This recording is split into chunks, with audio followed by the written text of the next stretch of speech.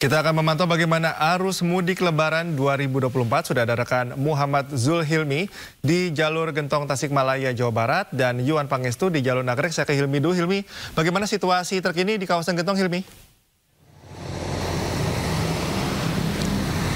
Ya, Cikal, jika kami memantau sejak Jumat malam tadi, memang arus lalu lintas di kawasan Lingkar Gentong, Tasikmalaya, Jawa Barat ini semakin meningkat. Dan seperti yang terlihat di belakang saya untuk saat ini, dalam kondisi di Lingkar Gentong, Tasikmalaya, Jawa Barat ini memang sudah mengalami peningkatan, itu baik dari kendaraan yang berasal dari Jakarta ataupun dari arah Bandung. Dan ketersendatan ini memang diakibatkan adanya persempitan jalan di alun-alun Ciawi, di mana di sana juga terdapat jalur rel kereta api, sehingga mempersempit jalur kendaraan yang berasal dari barat menuju ke arah timur, baik itu ke arah Tasikmalaya, Ciamis, hingga ke Jawa Tengah. Dan memang kepadatan arus lalu lintas dan peningkatan volume kendaraan di jalur selatan ini sesuai prediksi dari pihak kepolisian, di mana pihak kepolisian ini memprediksi bahwa puncak arus mudik di jalur selatan ini dimulai pada Jumat malam, dan nantinya pada Senin 8 April 2024 mendatang diprediksi atau diperkirakan akan terjadi kepadatan di sejumlah titik di jalur selatan ini. Namun untuk mengantisipasi sejumlah kepadatan yang terjadi di sepanjang jalur selatan ini, nantinya pihak kepolisian akan menerapkan sistem rekayasa arus lalu lintas one way untuk di beberapa titik, karena di sepanjang jalur selatan ini memang ada beberapa titik-titik yang dapat mengalami kepadatan arus lalu lintas, di mana titik-titik kepadatan tersebut diantaranya adalah Pasar Limbangan, kemudian Pasar Lewo, dan juga Pasar Malangbong. Ketiga pasar ini memang diprediksi akan menimbulkan kemacetan karena akan mempersempit jalur kendaraan baik itu dari arah barat ke timur ataupun sebaliknya. Dan memang jika kita melihat kecenderungan para pemudik yang melewati jalur selatan ini, Cikal dan juga pemirsa, memang cukup berbeda-beda. Untuk pengendara mobil sendiri ini memang lebih banyak melewati jalur selatan ini ketika siang hari, dan berbanding terbalik dengan para pengendara sepeda motor atau roda 2 ini lebih banyak melewati jalur selatan ini, khususnya jalur Nagrek ini pada malam hari atau usai melakukan buka puasa hingga dini hari, karena memang para pengendara sepeda motor ini untuk menghindari panas terik matahari dan juga untuk mempersingkat waktu ketika perjalanan.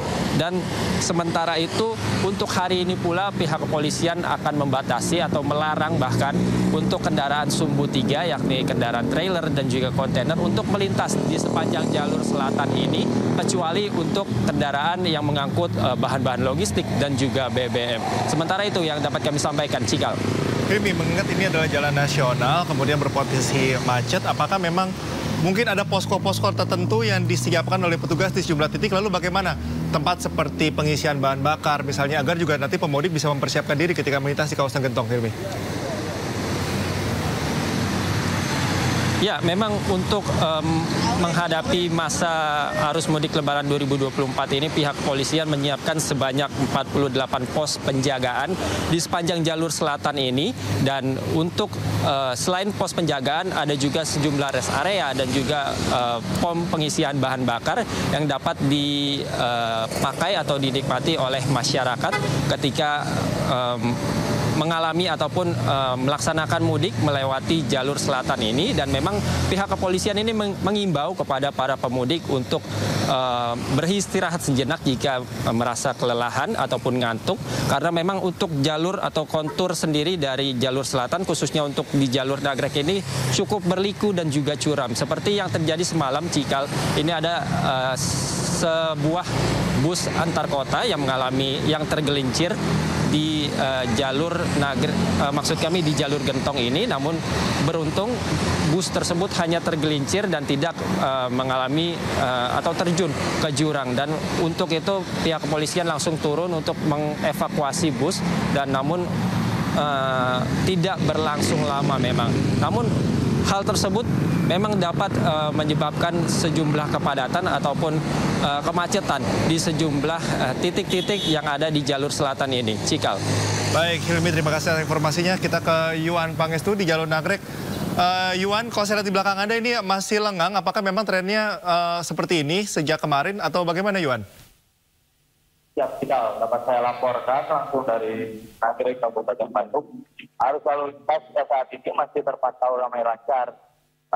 Para pemudik dari Jakarta maupun daerah sekitarnya masih dapat secara leluasa memacu kendaraannya dengan kecepatan 50 sampai 60 km per jam. Namun di daerah Nagrek sendiri karena adanya kelokan serta penyempitan jalan mengakibatkan kendaraan pemudik menurunkan laju kendaraannya.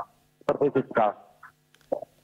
Oke, Yuan, tapi yang Anda pantau di sana, apakah banyak petugas yang berjaga dan juga bagaimana untuk akses jalan tersendiri? Apakah harus ada yang diperhatikan oleh para pemudik, Yuan?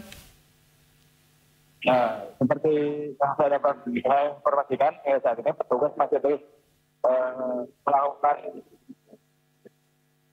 pengalihan arus, dapat terus melakukan rekayasa arus, terus jatuh di sepanjang jalan Nagrek ini.